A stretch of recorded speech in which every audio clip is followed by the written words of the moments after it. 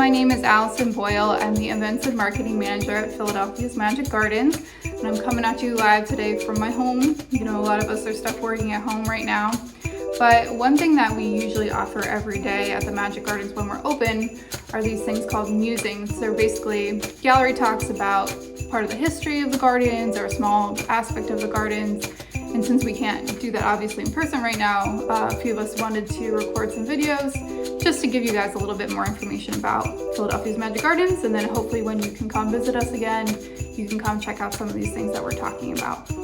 So obviously I'm not at work, so I can't show you beautiful, huge mosaics like other people could, but I do have a small framed one that I'm gonna talk to you guys about and show you a little bit more of. But one of the main questions we get at the Magic Gardens is, where does Isaiah Zagar, our founding artist, get all the materials from?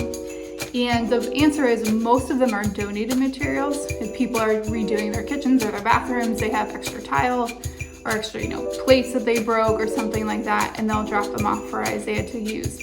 But he does make some tiles himself. He has a studio in South Philadelphia where he makes tiles in and, designs them, glazes them, that whole thing. So the mosaic that I want to show you today has some good examples of the tiles that he makes himself. So this is a mosaic, one of the framed ones. He does make some smaller framed mosaics like this, and this is one I got for Christmas a couple of years ago. But obviously the first thing that pops out is this giant foot right here. I don't know actually if that's Isaiah's foot or not. We're speculating that it's probably not, but it could be. But the things that I did want to point out, the first one is this tile right here that you can see.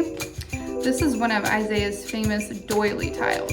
So what he does is he takes a lace doily like your grandmother would have on her sofa or her end table and presses it into the wet clay to get this imprint. And then he'll glaze it and fire it in his kiln to make it permanent. He has all different colors. So if you're ever out and you see a mosaic on the street and you're wondering if it's one of Isaiah's, you see some of these doily tiles. It's a good way to tell that it's one of his. Another thing that I want to point out is this tile over here that has these buttons on it.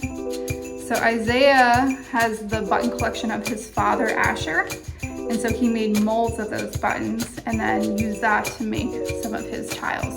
So I think that's a really cool thing. It's one of those things that is easy to miss in the gardens because everything, mosaics are so huge, they're so overwhelming. It's easy to miss little details like this, but it's like these really cool antique buttons that he's hidden in the work. So keep an eye out for those the next time you visit us. Another thing to point out, these are all little pieces of china. So these are, pieces that people would have donated to Isaiah to include in his mosaics, and he probably, usually 100% of the time, smashes them up even smaller, even if they're already broken.